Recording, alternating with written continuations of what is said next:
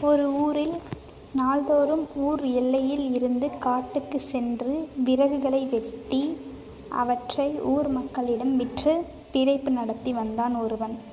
ஒரு நாள் அவன் வழக்கமாக விறகு வெட்டிக் கொண்டிருந்தான். அப்பொழுது அவனுக்கு களைப்பு ஏற்பட்டது. அங்கிருந்த ஒரு மரத்தின் நிழலில் படுத்தான். அந்த மரமானது நினைப்பதையெல்லாம் கொடுக்கும் மந்திர மரம் ஆகும்.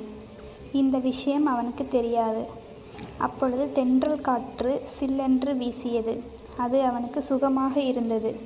இம்மாதிரியான நேரத்தில் ஒரு பஞ்சு மெத்தை இருந்தால் எவ்வளவு நலமாக இருக்கும் என்று அவன் மனதில் நினைத்தான்.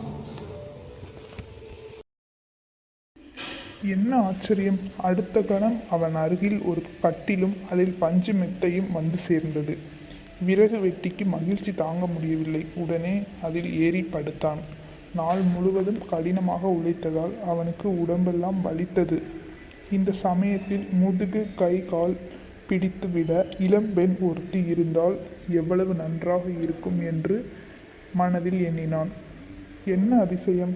அடுத்த கணம் அங்கு ஒரு இளம்பெண் அவனுடைய கை கால்களை பிடித்து விட்டு கொண்டிருந்தாள். விறகு வெட்டிக்கு ஒன்றுமே புரியவில்லை. அவன் மகிழ்ச்சி வெள்ளத்தில் மிதந்தான். அவன் ஆச்சரியப்பட்டான். நினைப்பதெல்லாம் நடக்கின்றதே! இவ்வளவு சுகங்கள் இருந்தும் வயிற்றுக்கு உணவில்லாமல் பட்டினியாக இருக்கிறோமே! இப்பொழுது அறுசுவை உணவு இருந்தால் எவ்வளவு நலமாக இருக்கும் என்று எண்ணினான். மறுகணமே தங்கத்தட்டில் அறுசுவை உணவு வந்தது. பல வகை உணவுகள் வந்தன. விறகு வெட்டி அனைத்தையும் வயிறார உண்டான்.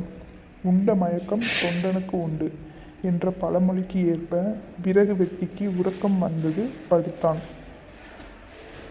அவன் மனதில் திடீரென்று ஒரு பயம் தோன்றியது.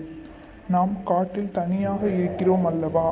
இப்போது ஒரு சிங்கம் ஒன்று நம் முன் வந்து நம்மை கொன்றுவிட்டால் என்னாகும் என்று நினைத்தான். மறுகணம் அவன் முன்னால் ஒரு சிங்கம் தோன்றி அவனை கொன்றுவிட்டது. இதிலிருந்து என்ன தெரிகிறது? எண்ணம் போல் வாழ்வு.